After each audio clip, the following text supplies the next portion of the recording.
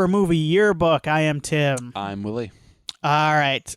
We're going to talk about Scream 7 here right off the bat. I think we're going to jump right into this bad boy. That's right. Horrormovieyearbook@gmail.com if you want to write in your Scream 7 thoughts. I'm sure a lot of people have them. This movie made a lot of money the first weekend, made a lot less money the second weekend, which is not surprising. I think we all expected that. Yeah. All right. I don't have much else to say off the top because I have nothing to plug right now. All right. So let's just talk about Scream 7 because we're a couple weeks later. Well, we did see it like opening week, so yeah, but our recording schedule kind of didn't allow for us to do it right afterwards, which honestly I think is fine because it gives folks a chance to see it and maybe like kind of digest what they saw, hopefully form a solid opinion one way or the other on the movie, and then like listen to us and either think we're morons or I don't know, agree with us, or both. Both is allowed as well. It seems to be a very divisive movie from what I can tell. It does. Yeah.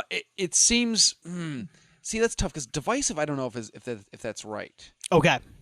And the reason why I say that is because like divisive infers that like they're like it's like a 50-50 like. That's a good point. Yeah. I don't think it's that 50-50. I think it's much more like 70-30 or 80-20. There are folks out there who are like, this is one of the best ones. But that is very, very low in terms of. I would like to know their reasoning, and that's the other thing about this episode. Is I think you and I are probably going to find positives and negatives in this movie. Of course, yeah. I don't think we're one way. I don't think we're going to lean too heavy one way or the other. No, I don't think so. So this will be a balanced, I think, discussion. But I think there's a lot of, and I do not want to say by any stretch that my word is gospel. Mm-hmm. I do not want to say that. Anybody who thinks Scream 7 is one of the best films in the franchise is doing it purely for this reason. I'm sure there are those who have very specific, maybe personal reasons or whatever. Yeah. But I think a lot of it is the contrarian thing. I think it's very exciting for people to be like, this is the best one. Yeah, that's a good point. Yeah. There was a time when I think I like to be a little contrarian when I was like younger, in my teens and stuff like that, where I was like, no, that movie sucks. This is the better. I'm not saying all people with that opinion are that way, but I think there's a lot of that. I do. But anyway, I don't want to say too much until I give my thoughts, my general thoughts on. At the end of that's the only way I can think.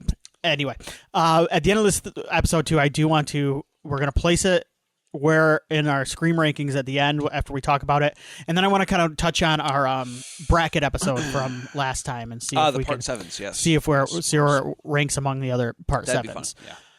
All right, non-spoiler thoughts for Scream 7. Yeah, you want to kick us off here? Sure. Yeah, I'll go. Look, Scream 7 does some things right. It does some things wrong. It does some things. Yes. That your mileage may vary on.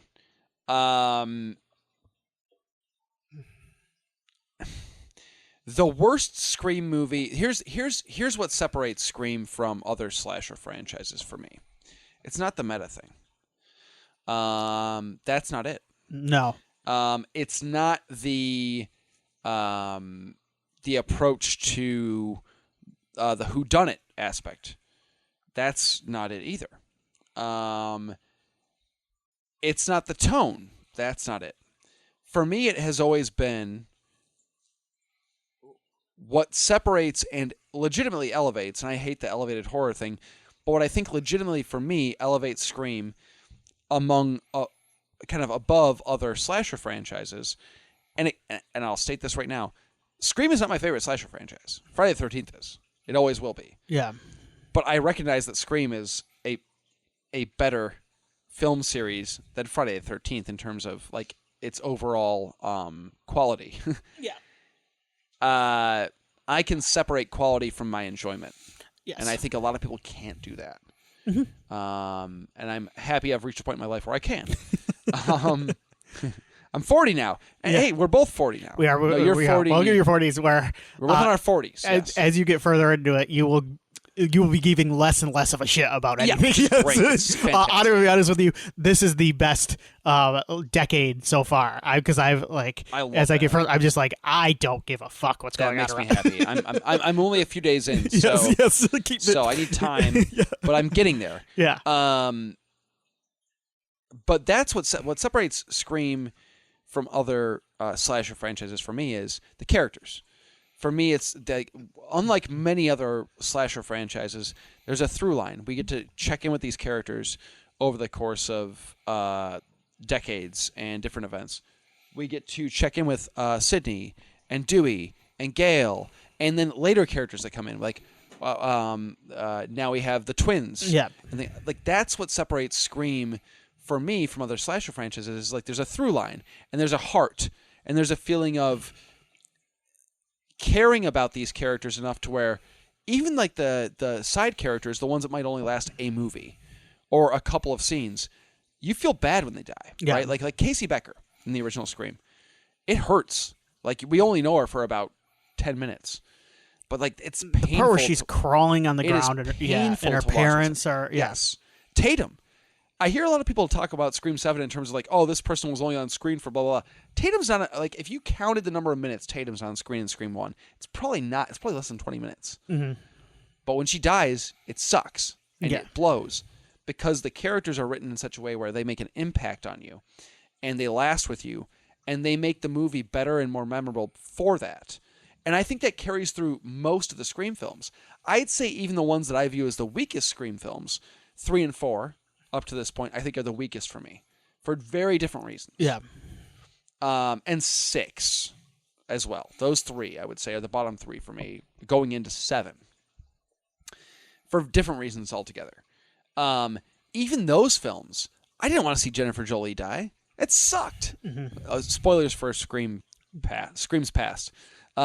I didn't want to, like, I was... Bless you if Scream 7 is your first Scream movie, though, because that right. rocks. Like, what are you doing? What are you doing here right now? I'm sorry, but yeah. I'm glad you're here, but why? I was sad when Jennifer Jolie died because I liked her. Her character was fun and enjoyable. I didn't want to see her get killed off, despite most of those characters being kind of not just like, okay, fine, cannon fodder. And they're cartoon by nature, a lot of them, too. For sure. It's by design in that movie, but like she stands out, and I go, damn, like that sucks. Scream 4. I found a lot of the teenage characters in that movie to be kind of insufferable and annoying, and I didn't like them very much. But even the ones I didn't enjoy watching, the Robbie character, the one who's filming everything, I felt bad for him when he died. I was like, that sucks. Yeah. Or the boyfriend when he gets shot in the balls. I'm like, this poor kid, like he went out horribly. Like, and even someone that does that, like Kirby, you don't want to see like. No. Yes. Exactly. Again, Scream 6. We get to know Mindy's girlfriend for like, she's in like, honest to God, she probably has less than 5 minutes of screen time before she dies. Yeah. It sucks. But it also sucks because of what it does to Mindy, too. Or like, yes. It's not even just the actress's performance. It's they do a good enough job of building up that she's an important part of this group through the interactions and reactions to her going through danger. Yep. It works. So that's what separates Scream for me from the other slasher franchises. And even the worst of Scream films, I've never felt like they just felt like a slasher sequel. They always felt like they were trying to say something, and they always had that heart of feeling like I'm locked in on this because I care about... The writing is strong enough for these characters to where I care about what's happening to them. I want them to succeed and survive and unmask Ghostface and live and kill Ghostface and so on and so forth. Scream 7 is the first Scream movie where I feel like that is gone for me. Yeah. Of course I care about Sidney at this point. I don't count that. Honestly, I don't. Right. But it's missing that. Are there fun kills? Yes.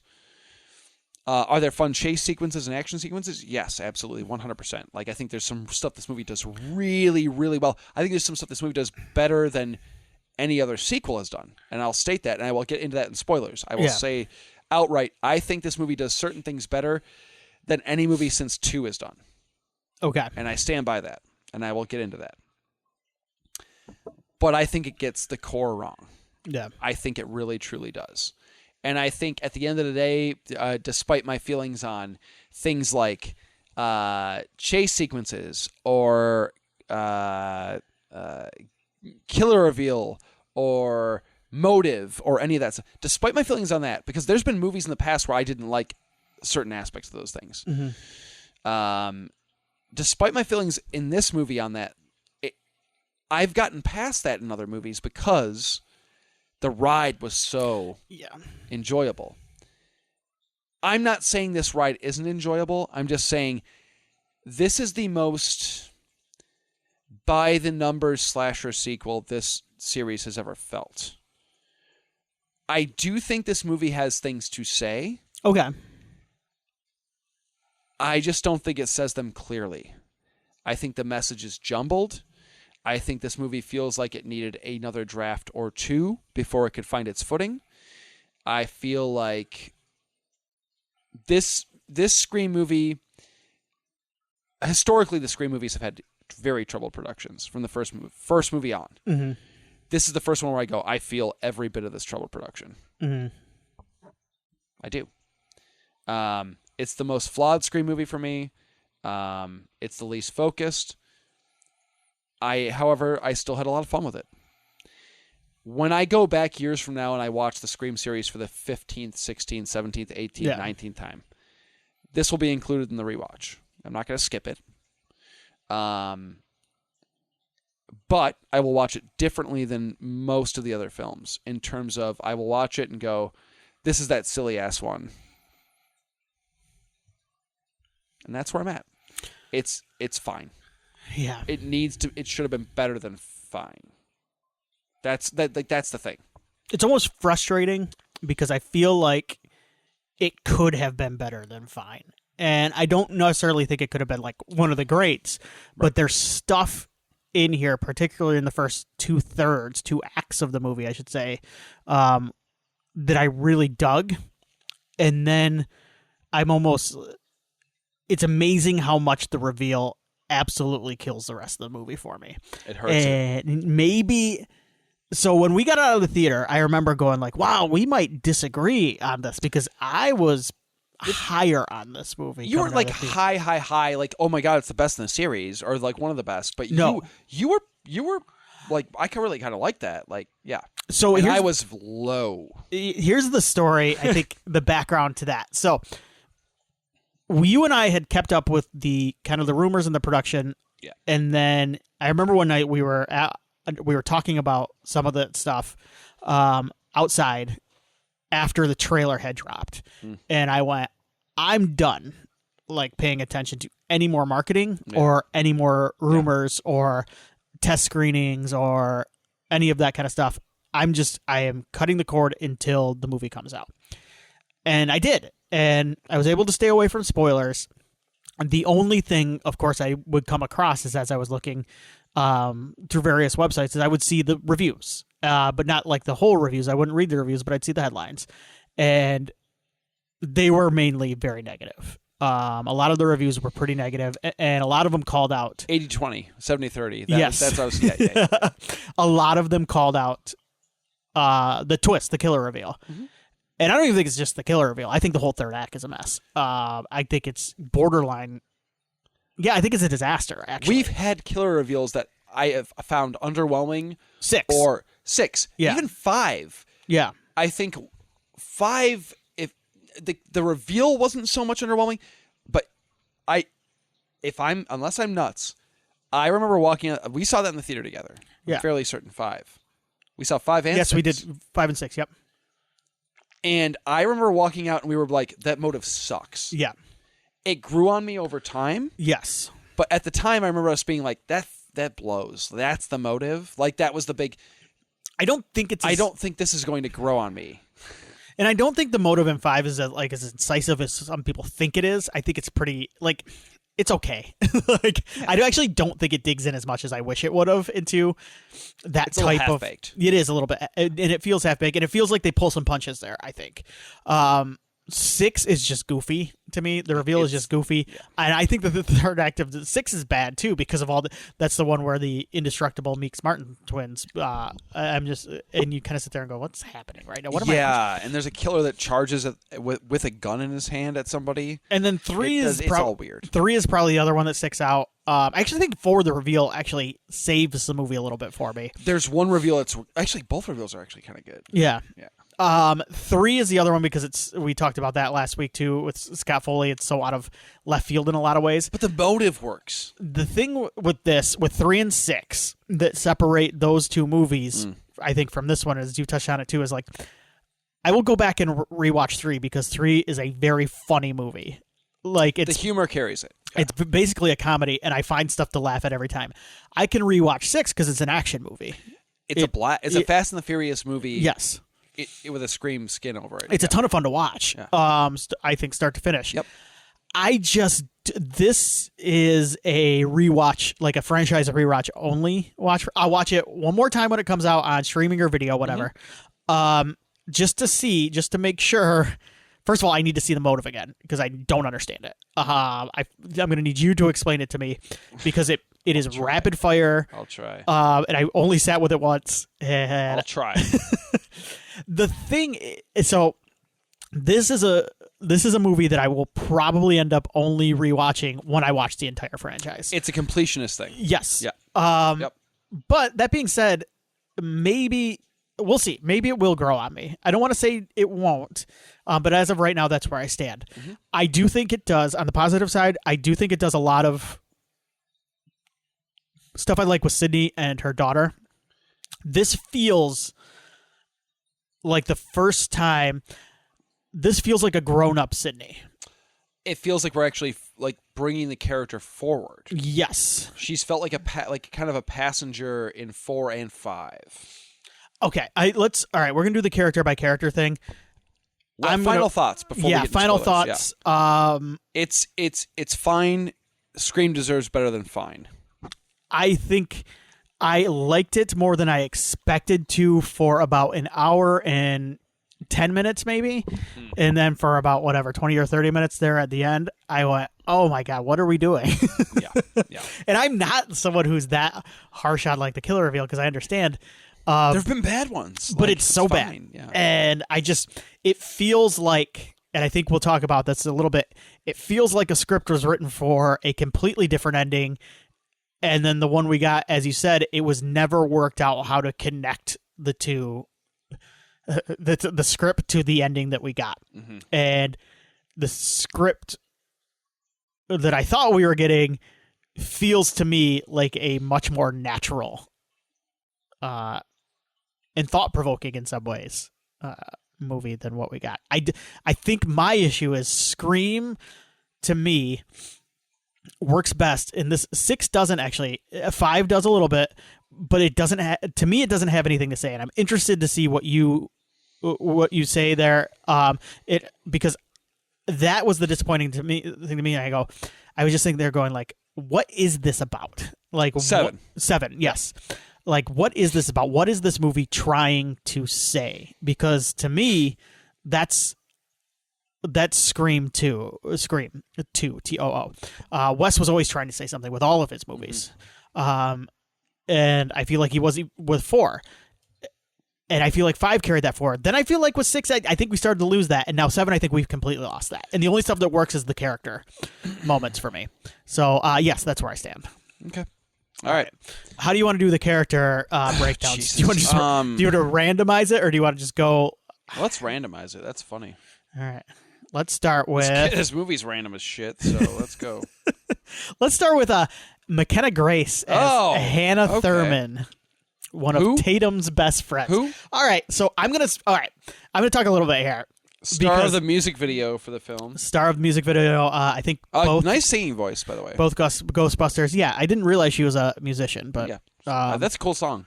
Yeah. So, all right, she's underutilized, yes, but I think it works for me.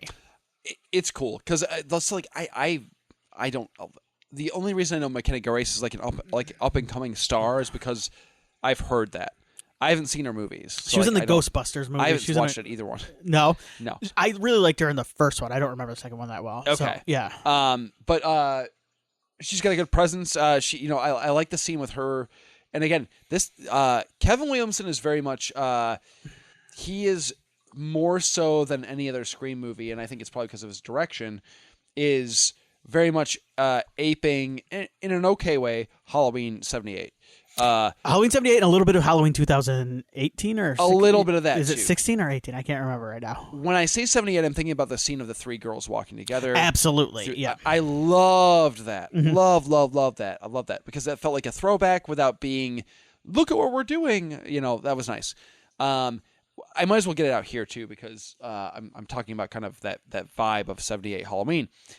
What Kevin Williamson does here with his use of Ghostface during set pieces or during kill scenes is phenomenal.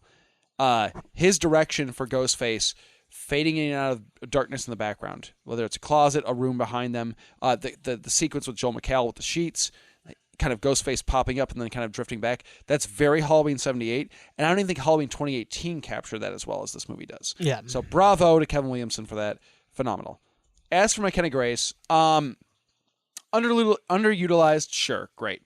I don't disagree with that. But it doesn't bother me because I don't really have any sort of like, A, I don't have any sort of like context for her star power, and B, it feels very Drew Barrymore, Sarah Michelle Gellar, of that ilk. Oh, yeah. Look, it's McKenna Grace. She's one of the names of this movie, young names of this movie, up and coming. Oh, she's gonna, and then she dies like she's like the first kill beyond the intro. That's cool. It actually harkens back to those early Screams. I dig that. And her kill scene is I loved it. I did too. I thought her kill scene was. It reminded me of Scream 2 with the whole drama club, the theatrical element of it too. Yes. I don't think it's over the top, but I don't think it's as ridiculous as what was to come. No, we have seen kills border on what happens there in other Scream movies. I'm okay with it, like occasionally dabbling in one of those that's kind of like a little gore heavy. Yes. A little silly. If the set piece is cool and makes sense. Right. It did. Yep. Works for me. I think Sarah Michelle Gellar is probably a good comparison to make with her. Because I came in, I knew who she was from other stuff. Yeah. I'm not like a huge fan or anything, but like I know who she is. And I was expecting to see more of her and that trio, and then when she gets off, like I was like taken aback a little bit. Like, whoa, I did not see that coming. I would have liked to have known who she was a little bit more. Right, I see that. Yeah. That's my only thing. Is again, yeah, we don't get any less of McKenna Grace in this movie than we do with like Drew Barrymore in the first, or Sarah Michelle Gellar. But we get a pretty good idea who their characters are, and like we don't get I don't feel like we get a lot of that. We get Sarah Michelle Gellar because we get her in the film class. And we get her kind of interacting with other kids, and you get she's kind of sassy and she's kind of artsy and stuff like that, but she's cute and she's in a sorority and all that. It's like you kind of get an idea, you can paint a picture. I can't really paint a picture of who McKenna Grace's character is in this. What is this play they're doing? I think it's Peter Pan. What's the dog name in Peter Pan? It's not like Lucy, right? What's Scruffy? I don't know. What the fuck is it's Lucy, isn't it? Is it Lucy? No, Lucy. It's like a lady or some shit, right? Or it's like Nana. Isn't it Nana? I'll look it up. Is the dog in Peter Pan is Nana, right? I don't know. I'm just going to Google Peter Pan dog. I don't know. I'm not like a big Peter Pan. Nana. Yes, Nana. Thank you. Yeah. That wasn't the dog's name in this. It's so like Sydney's mom is playing Nana? Sydney's daughter is playing Nana, I should say? I guess, yeah. But they call her like Fluffy or some shit in this movie. Because I was sitting there like, not Peter Pan. Like I thought, like, okay, fairy flying. There was like beds, right? Like or something. I don't know. It looked like Peter Pan. It looks stupid. Midsummer Night's Dream. I don't know. I was put out there. It looks stupid. Is there a dog in that? Yeah, I don't want to talk about. I think I have Timothy Simons on here. The drama. We're not as red herring as it gets. Yeah, he's a red herring. I got nothing to say about that guy. None of his jokes landed for me in this movie. No. I will say that. Yeah, he's not that funny. I will say this is a movie where the joke hit rate is not very high. It's low. Me. Yeah, most of my last. The twins were not good. No, in fact, they are quite bad. They're actually written by somebody who feels like he has no freaking clue. But what's weird is it's Vanderbilt, so like I think he the laughs that I got from this movie, the legitimate laughs outside of some of the more ridiculous moments, were in the beginning with Jimmy Tatro and his girlfriend. That was we'll get there. Yep. Get there. Yeah. All right, let me random. McKenna Grace. I'm not gonna say she's wasted by any means. Oh, she gets wasted. She gets wasted. Yeah. But great kill sequence. Wish we got a little bit more time with her, not because of her star power, but because I'd like to feel a little bit more when she goes. Yep. almost, especially because it's so over the top and insane, it just feels like a gratuitous kill the cute blonde girl. Yeah. In the grossest way possible. It feels very like cheap slasher movie to me. Like it does. All right. We talked about one of the youth. Let's talk about one of the olds. All right. Let's talk about Joel McHale as Mark Evans. Okay, yeah, sure. I was skeptical when I came into this one. Yeah, because are you a Dempsey fan? Not like no. I mean, not like any sort of like major way. I mean, it was very clearly a retcon. It was insane. Yeah. How funny it was. Another cop named Mark. That's silly. Like they might as well have made a reference to that. Like, I'm shocked they didn't. You've got a type, Sydney. Yeah. Cop's name Mark. That's a very funny and specific type, right? Yeah. It would have been funny if someone like Gail had like it would be Gail who'd be like, "Well, you have your type." Yep. Like I actually would have been like, "Okay, now I buy it." Anyway, it doesn't matter. I was skeptical. I like Joel McHale. I've never watched Community. I don't have any sort of like affinity for Joel McHale. I have no. I watched him talk Soup back in the day. He was. I don't know if he was my favorite host of the Soup. Yeah, he may have been. Yeah, I think he's probably my favorite host of the Soup. Yeah. Yeah. I think he's the best. Yeah. Who else was? Greg Henson, and then what's my man's name? He had Greg Kinnear was a host for a while. I'm gonna go Joel McHale. Yeah. So I like Joel McHale. I've watched some Animal Control. That's fun. It's a funny show. I haven't watched a ton of it, but it's a funny show. But it's fun.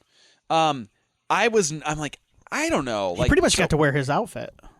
I know, right? Yeah. Just brought his wardrobe over. That's why they hired. I'll be honest. I was not sure. Not that I don't think a comedic actor can like stretch and do something a little bit more dramatic or a little bit more straight. We've seen it plenty of times, and we've seen it work really well plenty of times. My concern with Joel McHale was that's the guy Sidney Prescott marries. Yeah. I went like, that's the guy Sidney Prescott marries is Joel McHale. Like, we hold that character kind of up on a pedestal a little bit, I think, as horror fans. And deservedly so. Like, at this point, she might have actually beaten Jamie Lee and Laurie Strode in terms of, like, she is the Scream Queen. Yeah, I would think certainly they're neck and neck. For a more modern generation as well. I think of her, I think of Jamie Lee as Laurie Strode, and I think of Sigourney as Ellen Ripley. Oh, that's a good Those are the three call. I think of as, like, those are my horror, like, they're the ones. And so I'm like, but you know what? Their chemistry was pretty good. Like, I thought their scene in bed together was really sweet and kind of fun and felt you can see why Sydney fell for him. So I'm going to say I just want to jump in here because I think she is perfect, or he is perfect for Sydney. It's wonderful. Yeah, because I think he can handle his shit. Yes, but he's got a great heart. He's funny. Funny. Yep. He can loosen her up when she's feeling whatever, but he can also handle his stuff when you can tell he's a guy who knows when to turn it on and when to turn it off for her. He reminds me of so I'm going through her boyfriends here. Billy.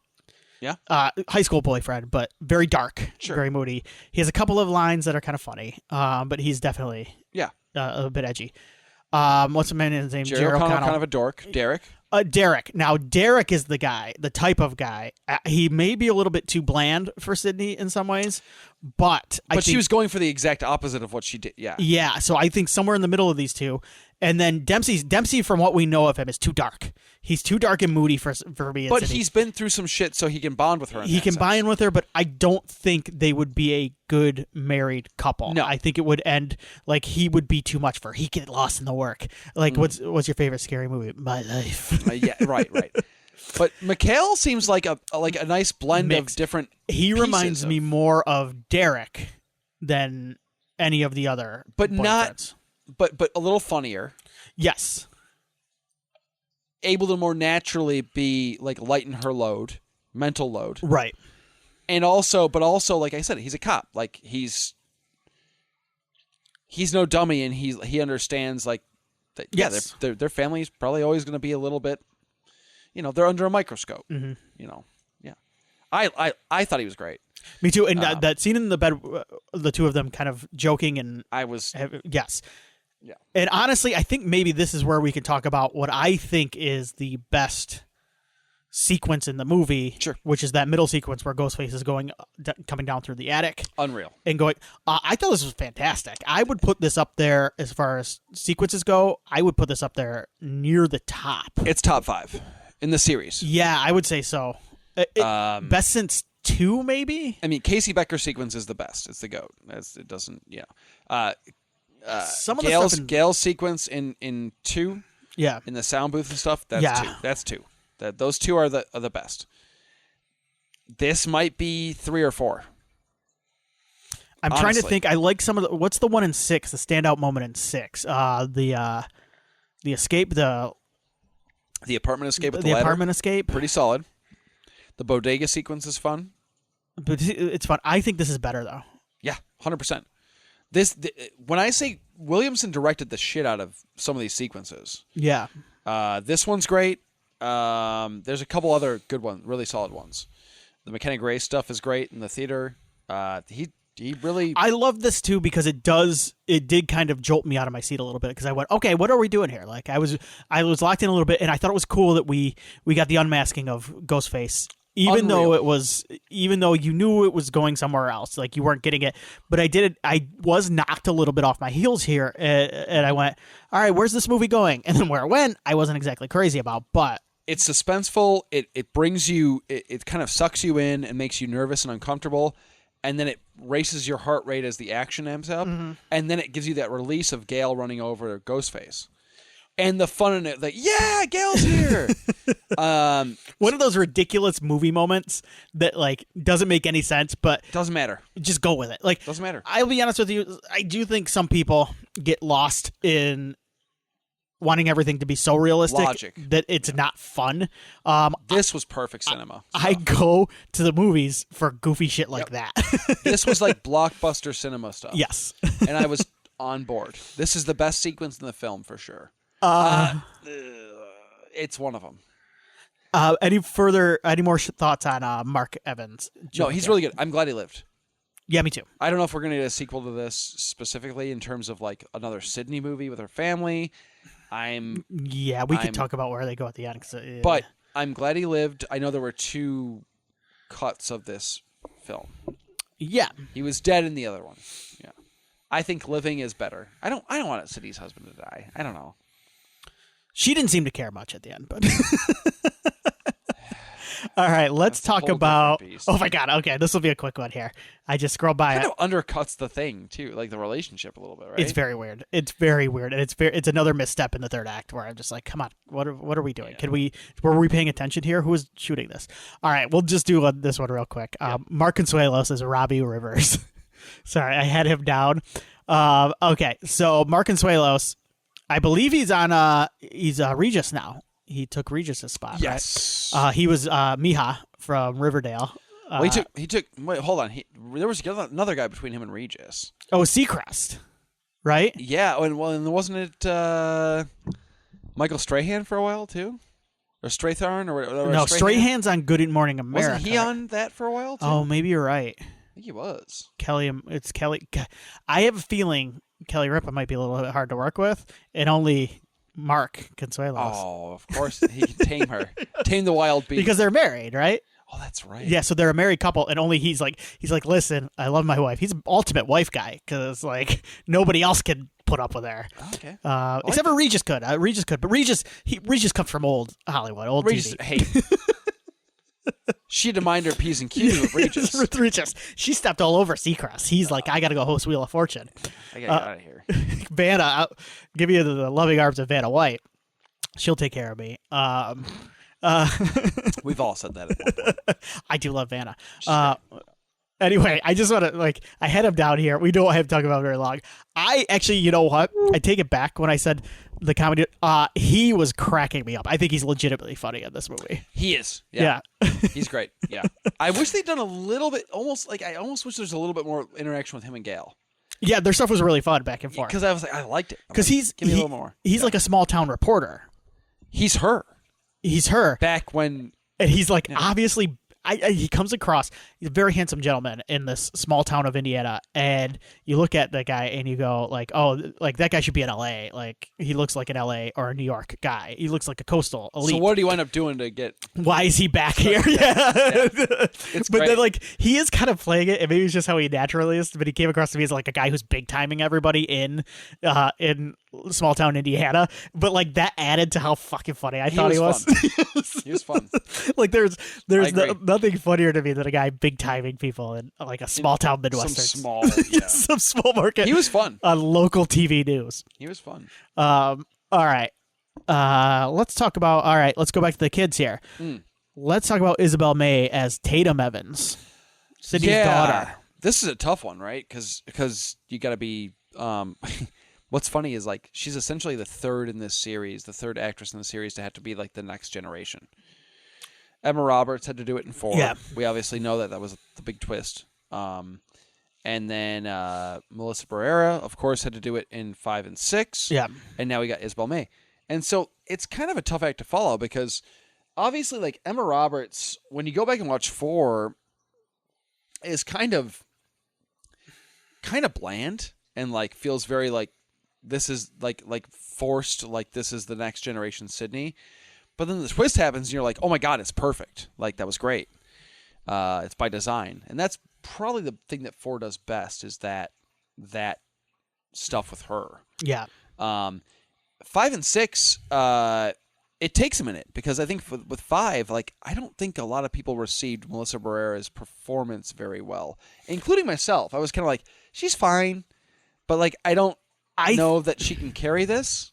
I've liked her more in stuff since 5. Agreed. I don't think she's very good in 5. Then 6, she's really good. I think she's good in 6, and I've seen her in a couple other movies where I thought she was good. Yeah. It's like she found her footing, and I'm like, damn, okay, she's carrying this thing forward. Of course, she didn't. Right. So I'm like, I wasn't skeptical by any means. I've not seen anything that Isabel May has done. I know she's done some things previous.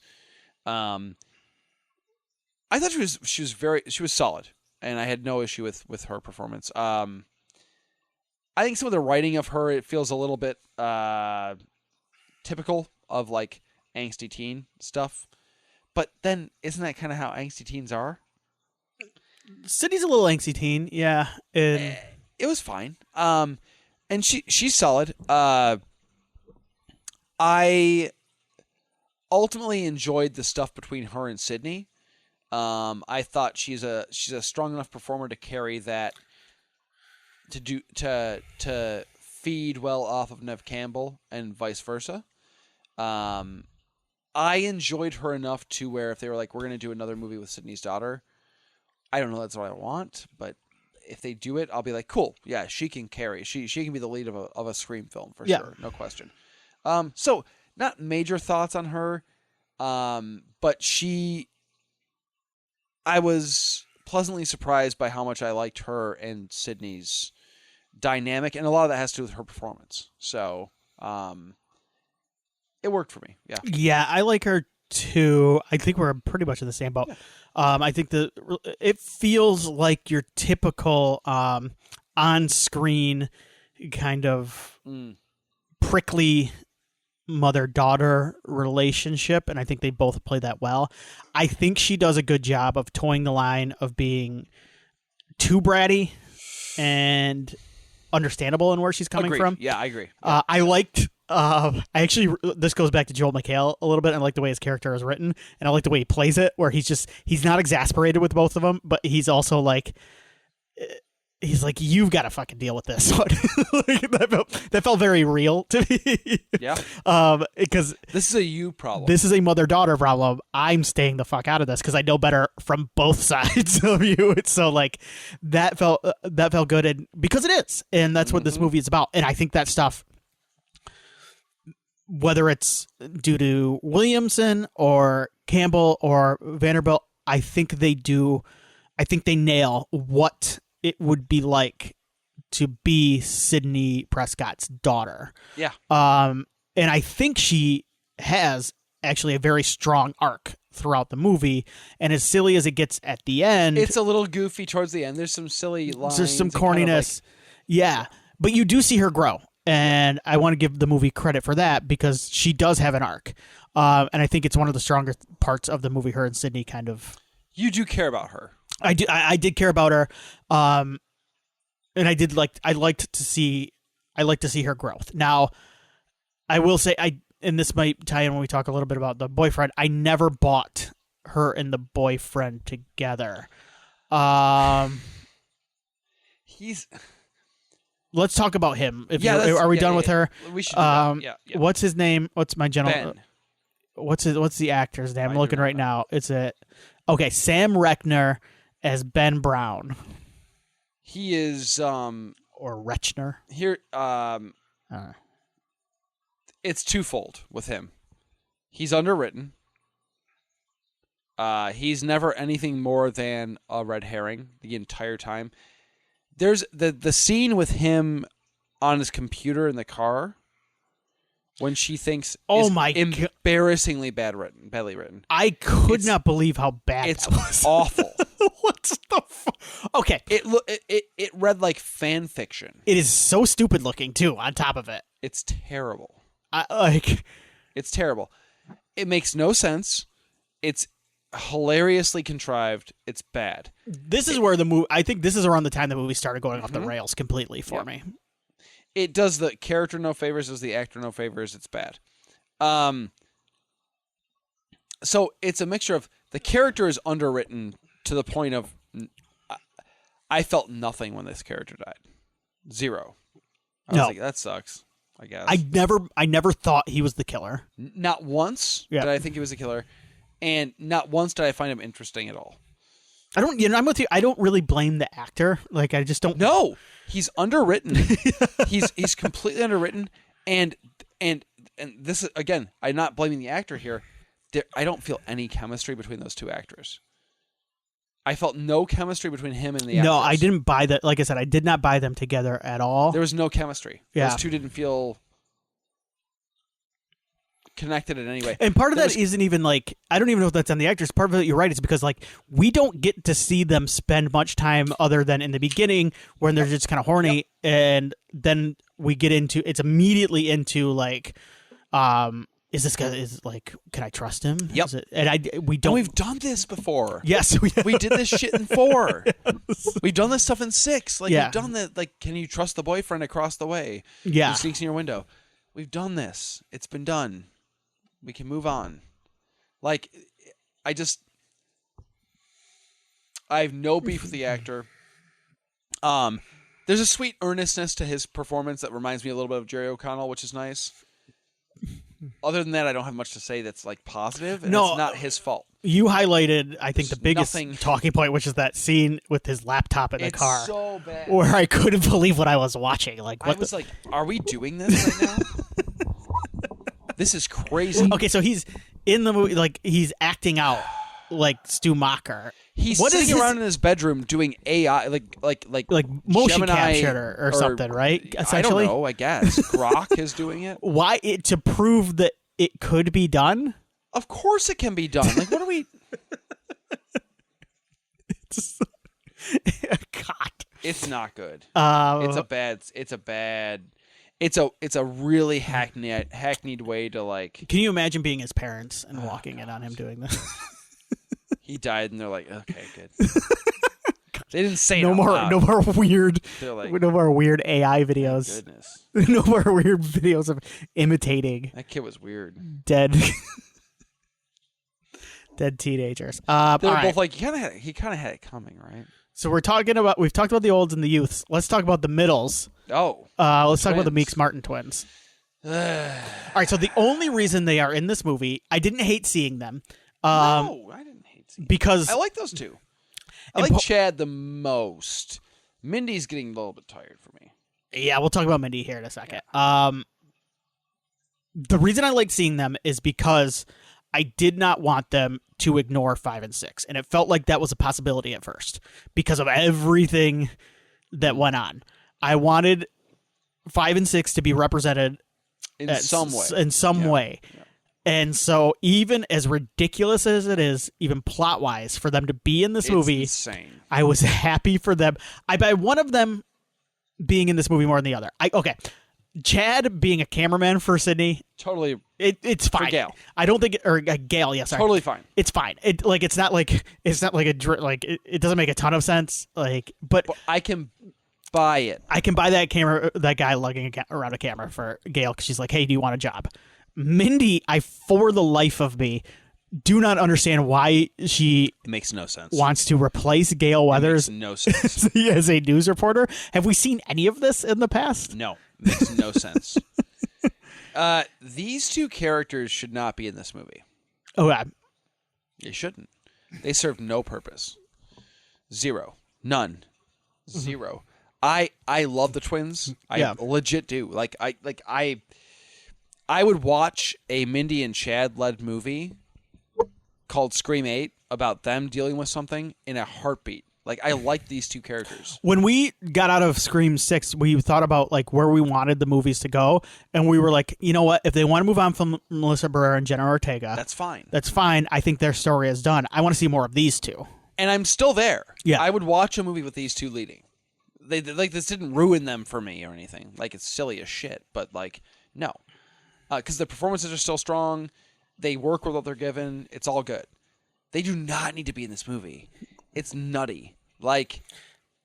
Chad, you could force in there with the cameraman thing. Fine. Yeah. The whole thing though is so silly, and they do nothing in this movie beyond go over the same rules thing that Mindy always does in every movie, and it's kind of getting tired at this point. No, it definitely is. And it doesn't serve. Maybe there's a reason we killed Randy in the second movie. It doesn't serve her role in this movie at all. Yeah. Why is she talking about rules? She wants to be a news reporter. And what? I guess what are the rules to this? There are none. Yeah. The movie's not saying anything about rules or about cinema. And I'm fine with that, by the way. I'm good with it. Yes. But then why bring up the rules? Why bring up the rules? Have to, because we have to do that in a Scream movie. Yeah. No, you don't. Yeah. Actually, I found it refreshing because 6 doesn't do much of that either. No. Little bit. I found it refreshing in this one. That's actually one of the things that we didn't have to go over. It wasn't having. It wasn't quote unquote meta. They didn't. What's that? They do it anyway, though. What do you mean? In the bar, she's still going over rules. Yeah. The suspects. I'm like, oh, shut up. But I was just saying the movie isn't necessarily it. To me, it's a story of Sydney and her daughter, and I found that refreshing in the sense that that's very straightforward. The meta stuff is stuff is dropped, and Williamson has even said he didn't want to do it. He does not want. Great, good, yes. But then the twins serve no purpose here. There's no purpose to doing meta stuff in 2026, unless you are going to take a completely different route. And by meta, I mean talking about horror movies and film in general, because it's become so ingrained in moviegoers that I just think it's pointless. I think what people forget is part of the meta of one was commenting on the previous decade of horror movies, which were the biggest movies in the world during the 80s, during their heyday. Friday the 13th, Nightmare on Elm Street, all those. Part of the meta was the commentary on those films. They continue to find ways to make that a through line, but it became less about meta, film meta, and more about social commentary on current issues. Right. And the thing with Scream 1 too is that ultimately plays nothing, that has nothing to do with the finale of the movie. Which I love. Yes, it's all window dressing. It's all fun. And some of the sequels do have that. Yes. That is part of it, But anyway, all right. So, but yeah, back to the twins serve no purpose in this movie. Of course, I like to see them. I like both actors. I like both characters. They have a couple moments that are kind of fun, I guess, between the two of them. But largely, what do they do in this movie? Nothing. They show up with Gail. They have some witty repartee between the two of them. They do the who's the suspect thing. They wander around a bar. They both get stabbed, and they show up at the end. That's it. There's nothing. There's no arc. They're like, you can convince me. Try to convince me that Mindy has an arc where she gets to be the star of the show or something. It makes no sense. It's not. It's not earned in any way. And anyway, and I don't know. Once again, I don't know why that character would want to be a TV news reporter. It makes no sense. it would have been better if like Chad was like, "Oh, I'm not good at being a cameraman. My hands shake too much because of my nerve damage." Yeah. And at the end, he's like earned his resolve and he's holding the camera. He gets a shot. That would be the dumbest shit ever. But even then, I'd be like, "Hell yeah, Chad." With this, I'm like, "What are we doing?" Yeah. Yeah. They shouldn't be here. I'm sorry. And to be honest with you, like it's not like they have a ton of screen time because like they're kind of not in the movie a lot. They're kind of there to be there. Mm-hmm. But like not having them in there might actually benefit some of the younger cast who gets like I don't know. Yeah, because they do kind of the dominate. boyfriend. Yeah. Who is like nothing to me. He's doing AI projects or something at home. You know how like we're gonna get into it. Chloe. Yeah, we'll talk about that. You know how like in Indiana Jones, people always love to point out in Raiders of the Lost Ark, they're like, Indiana Jones really does like nothing to affect the plot in this entire movie. Like the whole thing would have happened without him doing anything. And you kind of sit there and go, yes, that's the point. Like that it's kind of the point. That's kind of what the Meeks Martins twins are here, except that like they're more annoying because like, they're not doing anything They're cool. trying to be present. That's the problem. It's like they're trying to be important when they're on screen, but they're not important. Yeah. Yes. Okay, I don't have anything to say about them. But we need to be reminded that Sydney was not New York somehow. Okay, is that where we should talk about this? Important. Okay, let's talk about Gail next because then we'll talk about she this. She wasn't in New York. Did you know that? Let's talk about Gail because then we can talk about it because the thing is they mentioned that she didn't go to New York 4 or 5 times throughout the movie. God. And the first time I went, okay, that's fine. We got it out of our systems. Explanation. Now yeah, we know, blah, but blah, like blah, yeah. It's kind of weird the way they said it. Like it felt like it was slighting 6, and we got it out of our system. Then they continue to mention it 3 or 4 times. Like it's her and Gail talking about New York. Why are they shitting on Melissa Barrera? That's what I felt like. Is that what it felt like to you? I just felt like some of it felt like Nev needing to get out of her system. Like, why didn't you pay me what I was owed? I mean, that could be it too. That could be it too. So the first time I let it slide, I didn't laugh because I didn't think whatever. It was just weird because it's weird. It wasn't meant to be funny either. It came off as like not bitter, but just like bizarre. Gross. Kind of gross. Like, and then by the end, with Gail, it's her and Gail, and like the big moment between the two, correct me if I'm wrong, is her apologizing for not being in New York. And I'm sitting here going like, why would you go there? I remember in part 6, like her not going to New York was completely understandable to me as a character. They were like in hiding. What the fuck? And why would you just 3 daughters? Yes, 3 daughters. Yes, 2 of which are like elementary school age. Why would she just jaunt off to New York to try to stop do at some ghost? Save Billy Loomis's daughter, who she met, and she's known for like a solid 48 hours tops. So it makes no sense. The ending, once again, the 3rd act, which is a disaster. Like the ending, fucking blew my mind because I'm just sitting here going, like, what is happening? Why are you apologizing? Is this the meta stuff? Also, the motive is Sydney wasn't in New York. The actual motive, the driving. We're gonna get there, but the driving motive of the killers in this film is. You didn't show up in New York, and I'm mad. Are you kidding me?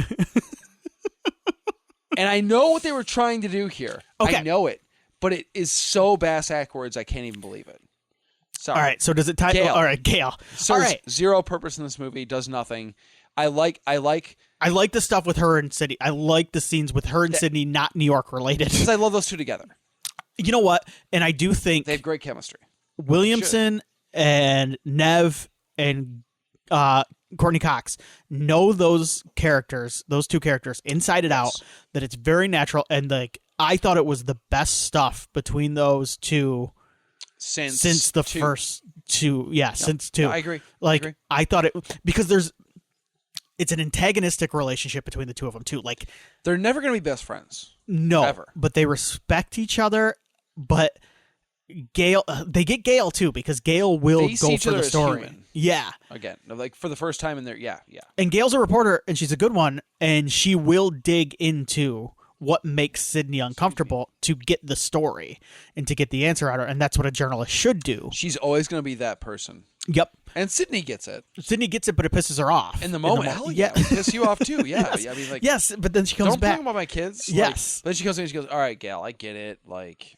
And then and all Gail has to do is go, well, you should have been in New York, I guess. But Gail's fine. She's fine. She doesn't do anything in this movie really. She runs over a Ghostface. That was fun. Like I said, I liked her entrance. Cool. The interview sequence is good. I liked her back and forth with Mark Consuelos. And you know what?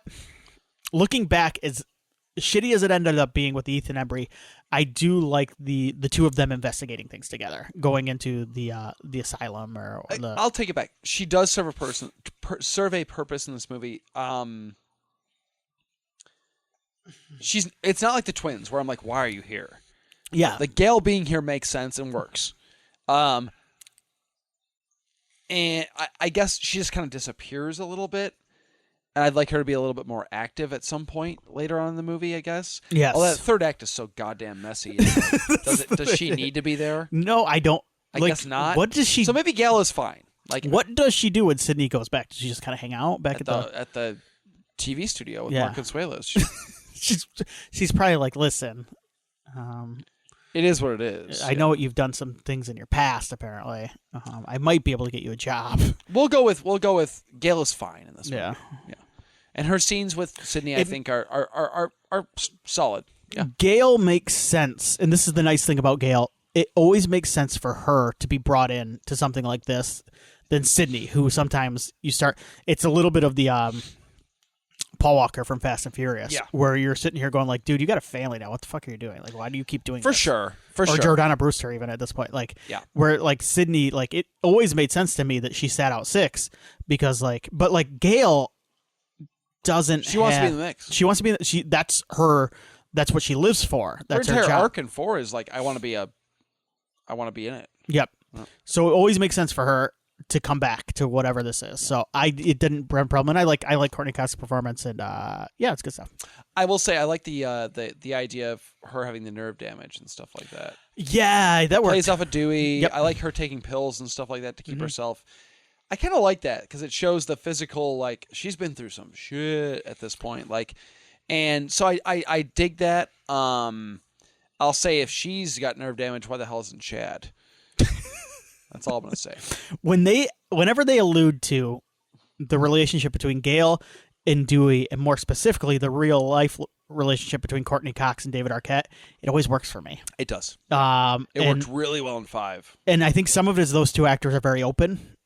And I like those two people, and I like that stuff. It's good stuff. Yeah.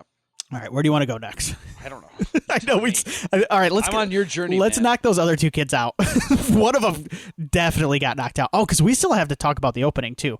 You know what? Screw it. Let's talk about Jimmy Tatro, and Michelle Randolph in the opening scene, because I want to just say this right now. Do it. My favorite opening scene since 2. I 100% agree. Yep. I will not argue that. I think it's the best since 2. I still think 4 is the worst opening sequence of the bunch. All right, so let's go through. I mean, 1. Let's do it. 1 is 1. 2 is amazing. Phenomenal. This one is 3 for me. This is number 3. Okay. After this, for me, I would go. So then we have Cotton, we have 4, we have Jenna Ortega in 5, and then we have Samara Weaving in. I like 6 a lot. I'm gonna go 6. You're gonna go 6. I'll go Cotton. I'll go 3 after this one. I'm gonna go 3 after 6. Mm-hmm. And then I'm gonna go. It's a toss up because, okay, I don't like 4 and 5. I'll go 5 and then 4. I don't love the Ortega. I don't know. It just comes across. It's too beholden to the. It is, and then I don't necessarily know, and I know she continues on. I don't know if I love the person surviving the opening. Okay. Twist. I dug that. 4 is so stupid that I kind of laugh at it. I hate that opening. Either way, I don't like either of them. So no, this one's solidly behind. It's 2. very good. I think so too. I think this is, in a lot of ways. Okay, so this is. First of all, it's funny. Like the whole scene is funny. I think Jimmy Tatro I'm a fan of anyway. Love him, man. American Vandal. Vandal. Is that off of Netflix? Isn't it like you can't find it anywhere? You can't find it anywhere. I think he did. So. He did a small movie I watched a year or 2 ago called California King. Okay. I think it's on Hulu now. It's kind of just like a small independent comedy. It's kind of like a lazy like romantic comedy a little bit too. It's funny. He's funny in it, and so it's still on Netflix. It's canceled. Yes. Okay.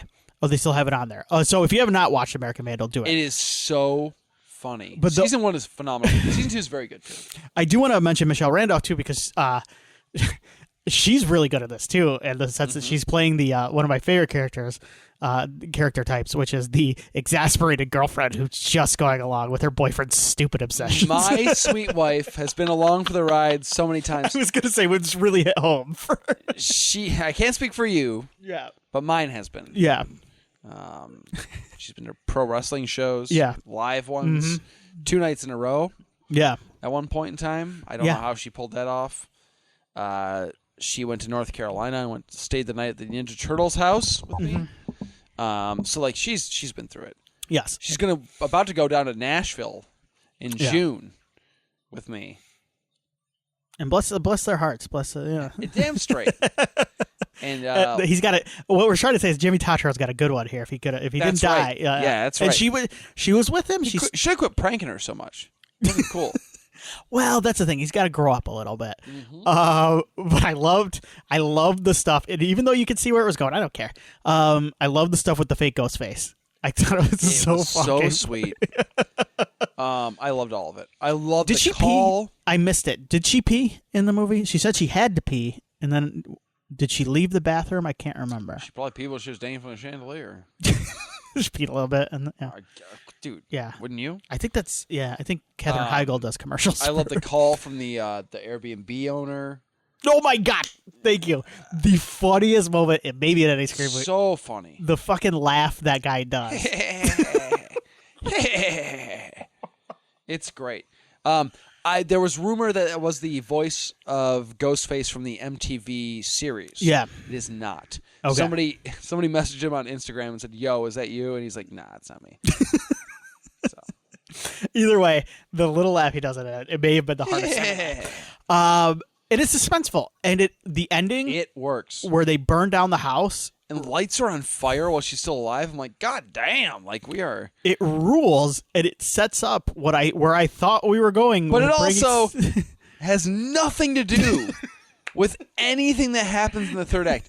Why did any of this stuff happen? That's the thing is like, I don't get it. I thought we were going with Stu when we were bringing Stu back. I thought this is what we were going with.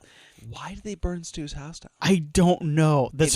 There is a caveat to what I'm saying here is what's my favorite. In a vacuum, it's my favorite. But when you connect it to the rest of the movie, I start to go like, oh. What? Anyway, I thought we should mention that. They're both fun. They're both good. I love the openings. Before we get to the big ones, we'll knock out the last couple of Let's go. Chloe. Younger. Let's go, Chloe. Yeah, Chloe. I don't know. I know nothing about her. She puts up a good fight. Good for her. This is Celeste O'Connor as Chloe Parker. She gets like a weird accidental death where she kind of like slides across a bar and some glass goes in her neck or something. I don't know. She's underwritten. Obviously, she was just in. What did I just see her in? I think I did this. Oh, she was in Freaky. She was in the Ghostbusters movie with McKenna Grace. Yeah. Ghostbusters movie. She's in both of them. Often Ghostbusters cast members apparently. She's fine. I don't know. The actress is fine, but there's not much here. This is the example when I mentioned that she wants the one guy. She wants to hook up with the one guy. Sure, kind of. Like they kind of touch on that. I don't know. This is the example when I think of like when I talk about Scream movies should do more with their characters to make you feel for them before they die. Yeah, she is the one I think of immediately. Yeah, because at least with McKenna Grace, you're like, okay, she's the Sarah Michelle, she's the Drew Barrymore, like bigger star. She died. Oh my God, she died. How'd they kill her this early? With Celeste O'Connor, you're like, I wanted to I don't feel anything. The bummer with her too is I don't think it's a screen time issue because she's actually on quite a bit. Yeah, she's on more than she's some of the underwritten. Yeah, I don't know who her character is. No, she's the friend. The friend. She's the black friend. Yeah, who's kind of horny for the weird kid. So what? All right, let's talk about the weird kid. Yeah. Speaking of Aja German. I believe Aja German as Lucas Bouded. I liked him on Gen V. He's on Gen V? Okay. Yes, he's very I should good. watch the second season of that. I have not seen the second season. Yeah. The first he's great on. Yeah. He's I like that show. creepy and kind of spooky and stuff. He's good at playing that type of character. That's probably why. Yeah, so it worked for this. And I was like, immediately I'm like, a killer. I was like, it's going to be him and his mom. Like, that was my initial. They seemed like the obvious. It's not that. I've got news for there. you. His mom was out working with him, of all people. This feels like another half-baked idea. He's fine. He serves the role fine. I think he does well with what... You know what? For sure. I will say of the other three... He's the one I felt the worst about. Yeah, dying. for reasons. But I also think he also... He has the most to do, but I also think his performance is maybe the strongest of the other kids. Yes, agreed. Yes. Yeah. 100%. Because you do get a sense of who he is, I think, a little bit. 100%. And part of that's just the context of the scenes he's in, like they kind of explain to you who he is. But still, he's very good. My issue is, like, again, his whole character and where he winds up dying feels like an opportunity to say something about, like, true crime obsession. Yeah. And they don't ever do anything with that. It has nothing to do with... I thought that's where we're going with some of this, yeah. And it's not at all. And that's fine, I guess. But, like, I don't know. Just, like, what... I don't know. Why even delve into that, I guess? It was very strange. All of his interactions with his mother, who is the killer... we're in spoiler territory, so... Yeah. Are kind of weird and, like, stilted. And what's weird is, like, they have no chemistry, which I guess might be a good thing because she kills him. Yeah. With a beer tap that has a spike on the end of it. I hated that. So it was hilarious. I was cackling when the beer was flowing out of his mouth with blood. It is terrible. I've never seen a beer tap quite like that. There are none. I kind of went with it to the point, like, it's silly, it's goofy, but I went, okay, maybe someone would have made a beer tap that existed like that at some point. And then when they put the kid on it and they stabbed him, I went, okay, that's silly, but I'll go with it as long as if we cut here. Then it keeps going. And then I go, that might be the jump the shark moment of the movie, because I think that's right before the AI scene. That is the moment the movie goes haywire for me. I kind of think so too, because it's so ludicrous and over the top that, and then you find out who did it. It's his mother, who is somehow lifted. Again, look, maybe it's like the opposite of when, someone lifts a car. Like, because their kid is underneath it. This lady is... She hates her kid enough so where much. She's like... Well, the fucking offhand explanation, he was becoming like his dad. How? In what... Like, explain that to me. In what way? Give me something. Yeah. She lifts him up with two hands by his head. Yeah. His whole body. I don't even buy that Ethan Embry could do that. No, he couldn't. He couldn't. No. Who is the Ghostface most likely to pull that off? I don't think any of the ones. No, because they're all kind of... None of them. Who? Which one? Name me one. I'm trying to think of the most likely to pull that off. And Scott Foley? Foley is the biggest, right? But he couldn't do that. Do you know how hard it is to lift somebody under their arms, let alone by their fucking head?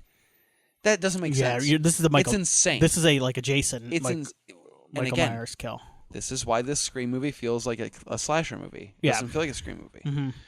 Mm-hmm. Look, it's cute. The kill's cute. Somebody came up with it, whether it was the writer, Vanderbilt, or Williamson, or somebody. Oh, we got to do that. That'd be so cool. Can you imagine the beer and the blood?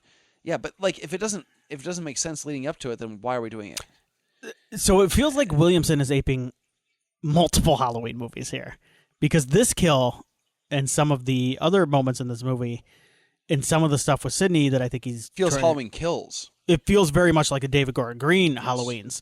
I think. Do you think Kevin Williamson has only seen Halloween movies? That's all he watches. Yes. He's just obsessed over the Halloween franchise. Yes. Because that to me, like that's what this feels like. And we talk a little bit when we get to Sidney about H2O. Anyway, all right. Who do you want to talk? Do you want to talk Sidney, the Killers? Well, let's get through Sidney. Through Sidney. I feel bad saying that, but no, Sidney's great. I love seeing her as a mom. That's the big thing. Yeah. Being a parent now, it's cool because like she felt like such like a passenger again, like in 4 and 5, where she was there. We get kind of an idea of where she's at, like. In 4, it's like, oh, I'm an author now. I'm touring with my book. Cool, that's great. Like, she's solid in 4, but she's like she's there, but she feels like a supporting character. 5 is very much like she's in like the third act. That's it. She's barely. I actually in that forgot movie. until I rewatched she's it. Like barely in that movie. She only shows up because Dewey dies. 6, she's not in. We know that because of this movie. Thank you. I remember at the time, I think, for telling us that she wasn't in. At New 5, York. I like coming out of it. I gave it a kind of a pass because I went, oh, you know what? They probably because of COVID. Remember that one was shot under a lot of COVID restrictions. I went, oh, they probably couldn't get her on set. All that stuff. No, she won't be there. Yeah. So, but then like looking back, it is kind of weird how little she's in that movie. She's like, dude, it's crazy. Yeah. Like 12 minutes of screen time tops. She's like Beetlejuice in the original Beetlejuice. It's hilarious. He's more in the sequel than the first movie. Anyway, but like she's good. Her dynamic. We talked about her dynamic with her daughter. It's solid. I like her dynamic with like Neve Campbell's great. What am I going to say? She's great. And I think her and Williamson, we talked about this too. You had mentioned that she had, off air, I think you would talk about how she may have touched up the script when it came to the Sydney stuff. She helped, yeah. I think you could see that. And I think her and Williamson together, I'm going to give them the credit with a lot of Sydney stuff because I think they know the character. And this feels like, you and I talked a little bit about this too, and this is what I was going with. This feels kind of like the Halloween H2O version of Sydney. Yeah. Where it's mostly H2O, little bit 2018. You think so? Mostly H2O. Yeah. Minus the drinking. Little bit 2018. Yeah. There's a little survivalist stuff in here too. Okay. Panic Room.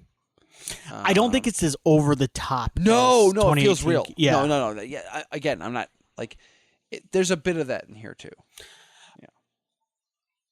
I lost. She's great. Yeah. Train of thought. I don't know. Like again. Like, but do we want to see Neve again? Do you? I was cool with it with 6. I'm like, we're good. Oh, okay. So the thing is, I had said after 6, I'm done. I don't need Neve. Like, I don't need Sydney in these movies. I'm fine moving on with another generation. But there is a large, massive population of the Scream fandom who's like, Scream is Sydney's story. That opening weekend when I saw, because like I joked about it the second weekend being down a lot, but that opening weekend being like 65 million or whatever it was, I think a lot of that is due to Neve Campbell. I think that is people saw she was back, and I do think some of it comes from the last 2 films being pretty well received amongst people too. But I think a lot of people, and that proves her right. And I never took I never said she was wrong in her dispute on money. First of all, I don't care. I don't have the particulars. It's not my not my business. Yeah. So like, I never really took whatever. Like, I don't know how much they offered her. Like maybe so. But I will say, in a lot of ways, that opening weekend proved her right, because I think people felt like people showed up for Scream, but also showed up because Neve was back. Yeah. The nice thing about this was, so part of my issues with 4 and 5 is, you're right, she feels like what I was annoyed with was like, especially in 5. Yes, I'm like, can we get a movie about her and who she is? And we finally got that, and it works. And it works in that respect. Yeah. And the nice thing is too, is now that I've gotten older and I've reached a point where, yes, I'm a parent now too, and she was the Scream queen for me growing up. Agreed. Do you think we'll ever get this with in 20 years we'll get Lauren Lavera, like a Terrifier movie like this, or like Lauren, like we might, honestly. It's crazy to me to think about. It's crazy to God. Why are you saying that? Yeah, We'll still be doing this. probably. I think so. Everybody will just be doing. We will be doing a traditional podcast, and everybody do like weird AI shit. We'll be out there much like. Listen to the John Malkovich podcast hosted by Tim Long, in the voice of John Malkovich, like some weird shit. We'll be surviving, but anyway, we'll be talking about Terrifier 8. Oh God. So anyway, no, but it was nice to see her as a mother. I'm yawning now because you exhausted me with your. But I'm going to ask you this: what the fuck was she doing at the end of this movie? Well, she's not spared of the temporary brain damage that infects everybody at the end. She was very like. Listen, like the message of the film was that we shouldn't pass generational trauma down to our children. Okay. We may have been through generational trauma, but we need to educate them. Okay. We don't need to hide it from them. We need to say, like, we've been through the trauma. We're here for you if you go through the trauma. And you know what? And in a way, it's nice. In this day and age, don't hide it. So I'm going to say there's something to be said for not from sheltering kids from bad things because you want to protect them. Sure. That could actually end up hurting them. Sure. And maybe hiding history maybe causes you to not learn from history. Sure. I like that. I like that interpretation. We try that. Just came up with it. We try that here. Yeah. It's not fully developed, but it's there. If you want to dig for it, I'm cool with that. And maybe that's why some of the people are like out there are like, this is one of my favorite Scream movies because they felt like that really dug into it. Cool. Mm-hmm. Great. I'm not going to argue.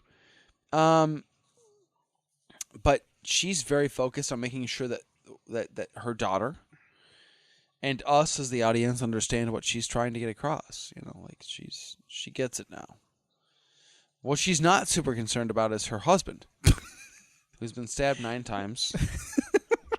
Saved her and her daughter's lives by distracting the killers at the end, leading to the showdown, and who is now looking like a ghost as he's been bleeding for hours. He's bleeding out.